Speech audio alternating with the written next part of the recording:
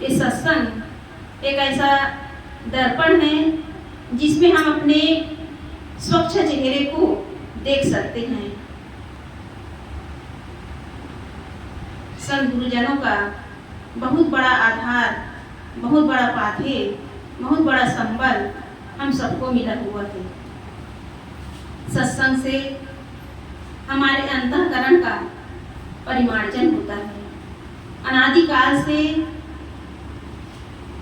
अंतःकरण में अनेक प्रकार के कुसंस्कार जमे हुए हैं और उनको छुड़ाने का माध्यम केवल सत्संग ही है। सदगुरु कबीर साहब जी ने भी कहा है, नित खरसान लोहा घुन छूटे, नित की गोष्ठ माया बहुत टूटे। बिना सत्संग से न जीवन में सुधार हो सकता है और न ही हम कल्याण की ओर बढ़ सकते हैं। संत गुरुजन हमारे लिए एक मार्गदर्शक है, हमारे पथ प्रदर्शक हैं। इसलिए यदि हम अपने जीवन में आध्यात्मिक क्षेत्र में, व्यवहारिक क्षेत्र में यदि हम आगे बढ़ना चाहते हैं तो उसके लिए सत्संग बहुत ही आवश्यक है। मनुष्य आज पढ़ लिख करके बड़े बड़े पद पर चले जाते हैं, डॉक्टर, इंजीनियर, वकील, जज, बड़े बड़े राजनेता बन जाते हैं।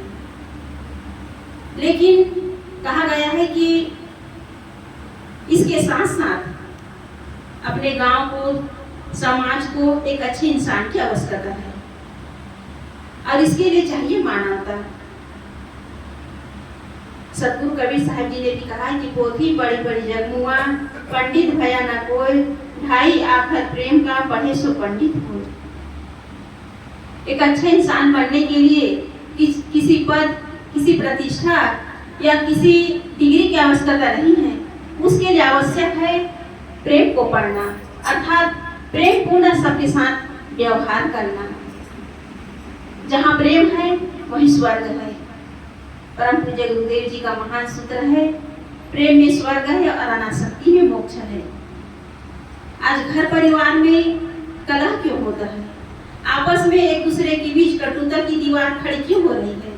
स्वार्थ और अहंकार के कारण। जहाँ स्वार्थ और अहंकार होता है वहाँ प्रेम घटता चला जाता है।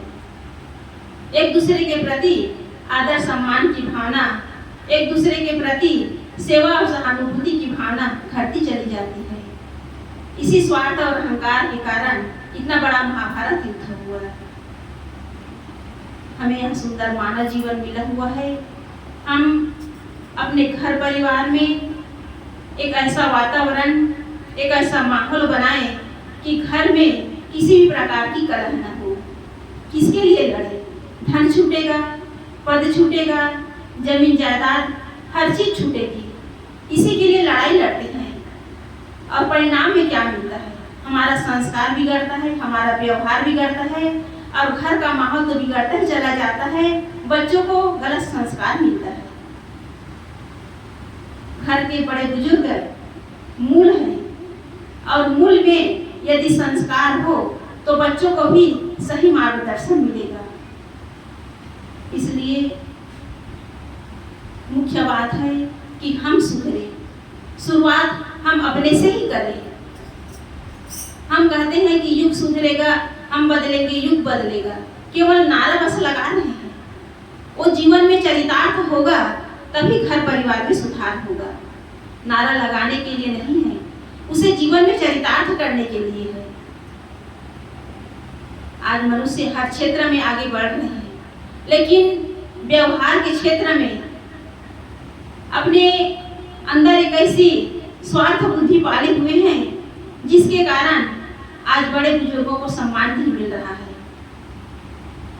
आप सब जानते ही हैं कि बड़े बड़े शहरों में वृद्धाश्रम बढ़ रहे हैं। किस कारण? अपने माता पिता को हम सम्मान नहीं दे पा रहे हैं। कहाँ की संस्कृति है, कहाँ की सभ्यता है?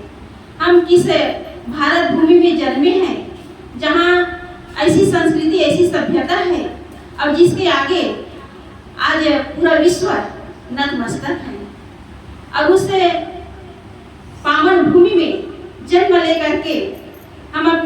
पिता को अपने मर्यादा को यदि खो दिए तो हमसे तो बेहतर पशु हैं, हमसे बेहतर पशु हैं। उनके अंदर विवेक और विचार नहीं है, लेकिन मनुष्य के अंदर विवेक और विचार है। विवेक और विचार होते हुए भी यदि जीवन में सुधार नहीं, जीवन में एक दूसरे के प्रति सेवा और सहयोग की भावना नहीं, तो हमारा मानव जीवन पाना व्यर्थ है। कार्ल मार्क्स के जीवन की घटना है। कार्ल मार्क्स एक पुस्तक लिख रहे थे और उस पुस्तक का नाम था कैपिटल। कार्ल मार्क्स का गृहस्थ जीवन बहुत ही निम्न स्तर का था, बहुत ही गरीब थे और वो पुस्तक लिखने के लिए जितनी भी उसके पास पूंजी थी सब लगा दिए। पैसा नहीं था तो अपना एक कीमती कोट बाजार से बेच करके आया और अपनी पत्नी से कहने लगा कि मैं बाजार जा रहा हूँ कागज खरीदने के लिए, पुस्तक अधूरा है, उसे पूरा करना है। तो उसकी पत्नी कहने लगी कि बेटा बीमार है, बुखार से तप रहा है, दवाई खरीद के ले आना। कार्ल मार्क्स बाजार गया और जितना पैसा उसके पास था सब कागज खरीदने में ही समाप्त हो गया।